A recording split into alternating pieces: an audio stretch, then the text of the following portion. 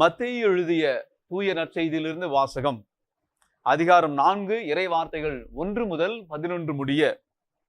அக்காலத்தில் இயேசு அலகையினால் சோதிக்கப்படுவதற்காக பாலை நிலத்திற்கு தூய ஆவியால் அழைத்து செல்லப்பட்டார். அவர் 40 நாள் இரவும் பகலும் நோன்பிருந்தார். அதன் பின்பு பசியுற்றார். சோதிக்கிறவன் அவரை அணுகி, நீர் இறைமகன் என்றால் இந்த கற்கள் அப்பமாகும் என்று கட்டளையிடும் என்றான். அவர் மறுமொழியாக, மனிதர் அப்பத்தினால் மட்டுமல்ல, மாறாக கடவுளின் வாய்ச்சொல் ஒவ்வொன்றாலும் வாழ்வர் என மறைநூலில் எழுதியுள்ளதே என்றார். பின்னர் அலகை அவரை எருசலேம் திருநகரத்திற்கு கூட்டிச் சென்றது. கோவிலின் உயர்ந்த பகுதியில் அவரை நிறுத்தி, நீர் இறைமகன் என்றால் கீழே குதியும். கடவுள் தம் தூதருக்கு உம்மை குறித்து கட்டளையிடுவார். உம் கால் கல்லின் மேல் மோதாதபடி அவர்கள் தங்கள் கைகளில் உம்மை தாங்கிக் கொள்வார்கள் என்று மறைநூலில் எழுதியுள்ளது என்று அலகை அவரிடம் சொன்னது. இயேசு அதனிடம், உன் கடவுளாகிய ஆண்டவரை சோதிக்க வேண்டாம் எனவும் எழுதியுள்ளதே என்று சொன்னார். மறுபடியும் அலகை அவரை மிக உயர்ந்த ஒரு மலைக்கு கூட்டிச் சென்று உலக அரசுகள் அனைத்தையும் அவற்றின் மேன்மையையும் அவருக்கு காட்டி அவரிடம், நீர் நெடுஞ்சான்கடையாக விழுந்து என்னை வணங்கினால் இவை அனைத்தையும் உமக்கு தருவேன் என்றது. அப்பொழுது இயேசு அதனை பார்த்து, அகன்று போ சாத்தானே, உன் கடவுளாகிய ஆண்டவரை வணங்கி அவர் ஒருவருக்கே பணி செய் என்றும் மறைநூலில் எழுதியுள்ளது என்றார். பின்னர் அலகை அவரை விட்டு அகன்றது. உடனே வானதூதர் வந்து அவருக்கு பணிவிடை செய்தனர். ஆண்டவரின் அருள்வாக்கு.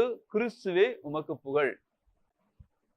அன்புமிக்க சகோதர சகோதரிகளே, தவ காலத்திலே நாம் முதலாவது ஞாயிற்றுக்கிழமையில் இருக்கிறோம். பல பக்தி முயற்சிகளை, தவ முயற்சிகளை எல்லாம் நாம் மேற்கொண்டு அதை கடைபிடித்து கொண்டு வருவோம். நாம் இவ்வாறு இந்த தவ முயற்சிகளை மேற்கொள்வது கடவுளிடத்திலே வர வேண்டும் என்பதற்காக, கடவுளோடு இணைந்திருக்க வேண்டும் என்பதற்காக. எனவே கடவுளோடு இணைந்திருப்பதற்காக நாம் முயற்சி செய்கிற போது சாத்தான் நம்மை விட்டு விடுவானா? இல்லை. மாறாக நம்முடைய இந்த முயற்சிகளிலே அவன் பல சோதனைகளை நமக்கு கொடுப்பான். ஏனென்றால் இயேசுக்கே அவன் பல சோதனைகளை கொடுத்தான் என்றால் நமக்கும் கண்டிப்பாக பல சோதனைகளை கொடுப்பான். முதலாவதாக உணவில் தான் நமக்கு சோதனை வரும். இந்த 40 நாட்கள் நாம் எப்படியாவது சுத்த போசனம் அனுசரிக்க வேண்டும் என்று முயற்சி செய்கிற போது சாத்தான் முதல் சோதனை எங்கே வைப்பான்? உணவில் தான் வைப்பான். என்றால் இயேசுனுடைய அந்த சோதனையை பார்க்கிறோம். முதல் சோதனை அவருக்கு உணவிற்கான ஒரு சோதனை, பசிக்கான ஒரு சோதனை. ஆனால் ஆண்டவர் இயேசு அந்த சோதனையிலே வீழ்ந்து விடவில்லை. அவர் ஒருபோதும் தனக்காக, தன்னுடைய தேவைக்காக அவர் அற்புதங்களை செய்யவே இல்லை. பல மனிதர்களுக்காக வாழ்வு பெற வேண்டும் என்பதற்காகத்தான் அற்புதங்களை செய்தாரே தவிர இந்த சாத்தானுக்கு தன்னை நிரூபிக்க வேண்டும் என்பதற்காக அவர் அந்த அற்புதத்தை செய்யவில்லை. அதிலிருந்து அவர் வெற்றி காண்கிறார். இரண்டாவது சோதனை என்னவென்றால், இயேசுவை ஒரு எருசலேம் திருநகரத்திற்கு எடுத்து சென்று அங்கிருந்து கீழே குதியும் என்று சொல்லுகிறது. இது எதற்கான சோதனை என்றால் புகழுக்கான ஒரு சோதனை. அங்கிருந்து குதிக்கிற போது நல்ல ஒரு புகழ் கிடைக்கும், பெயர் கிடைக்கும், பெருமை கிடைக்கும் என்று சாத்தான் அவரை நயவஞ்சமாக சோதனைக்கு உள்ளாக்குகிறது. ஆண்டவர் இயேசு கிறிஸ்து அவர் மற்றவருடைய புகழையோ அந்த தற்பெருமையை அவர் நாடவில்லை. அவர் அதிலிருந்து குதிக்கவில்லை. நம்முடைய வாழ்க்கையிலும் கூட இரண்டாவது சோதனையாக ஒரு பெயருக்கான ஒரு சோதனை வரும், ஒரு புகழுக்கான ஒரு சோதனை வரும். பிறர் நம்மை புகழ்ந்து பேச மாட்டார்களா, நம்மை பெருமையாக நினைக்க மாட்டார்களா என்கிற ஒரு சோதனையை சாத்தான் நமக்கு கொடுப்பான். ஆனால் அந்த சோதனையை நாம் வெற்றி கொள்ள வேண்டும். யாருடைய பெருமையையும் யாருடைய புகழ்ச்சியும் நாடாத ஒரு வாழ்க்கையாக நம்முடைய வாழ்க்கை இருக்க வேண்டும். இது இரண்டாவது சோதனை. மூன்றாவது சோதனை, உலகத்தினுடைய எல்லா அரசுகளையும் இயேசுவுக்கு காட்டி, நீ நெடுஞ்சான்கடையாக விழுந்து வணங்கினால் இவை அனைத்து உனக்கு தருவேன், எல்லா செல்வங்களையும் காட்டுகிறது. ஆனால் ஆண்டவர் இயேசு இந்த மூன்றாவது சோதனையை முறியடிக்கிறார். ஒருபோதும் அவர் செல்வத்தின் மீது பற்று கொள்ளவில்லை. அதற்காக சாத்தானிடம் நெடுஞ்சான்கடையாக அவர் விழுந்து வணங்கவும் இல்லை. எனவே இந்த 3 சோதனைகளையும் இயேசு முறியடிக்கிறார்.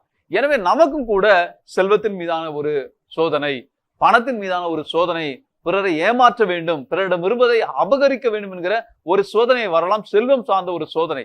இவையத்தையும் நாம் முறியடிக்க வேண்டும், எதிர்த்து நிற்க வேண்டும். எனவே இந்த சோதனைகள் என்பது இயல்பான ஒன்று. உணவிற்கான ஒரு சோதனை, பெயருக்கான புகழுக்கான ஒரு சோதனை, மூன்றாவது செல்வத்திற்கான ஒரு சோதனை. இவை மூன்றும் நம்முடைய வாழ்க்கையில் நாம் இயல்பாக சந்திக்கக்கூடிய ஒன்று. ஆனால் இந்த சோதனைகளை நாம் இதில் வீழ்ந்து விடாமல் முறியடிக்க வேண்டும். ஆண்டவர் இயேசு கிறிஸ்து இந்த சோதனைகளை முறியடித்தார், வெற்றி கண்டார். எனவே அதற்கு அடுத்தபடியாக நாம் பார்க்கிறோம், எப்போது ஆண்டவர் இயேசு கிறிஸ்து சோதனையை எதிர்த்து நின்று அதில் வெற்றி பெற்றாரோ உடனடியாக வானதூதர்கள் அவருக்கு பணிவிடை செய்தார்கள் என்று வாசிக்கிறோம். நாமும் கூட இந்த சோதனைகளை எதிர்த்து நிற்கிற போது, போராடுகிற போது, போரிடுகிற போது அதற்கு தேவையான ஆற்றலை ஆண்டவர் நமக்கு கொடுப்பார். அதில் தன்னுடைய வானதூதர்களை அனுப்பி அவர் நம்மை பாதுகாப்பார், நமக்கு வலு சேர்ப்பார். எனவே இந்த நம்பிக்கையோடு நம்முடைய வாழ்க்கையில, குறிப்பாக இந்த தவ காலத்தில் வரக்கூடிய எந்த சோதனையாக இருந்தாலும், உணவிற்கான சோதனையாக இருந்தாலும், பெயருக்கான புகழுக்கான சோதனையாக இருந்தாலும், செல்வத்திற்கான ஒரு சோதனையாக இருந்தாலும் கூட அனைத்தையும் முறியடிப்போம். ஆண்டவரோடு இணைந்து நாம் வெற்றி பயணம் மேற்கொள்வோம்.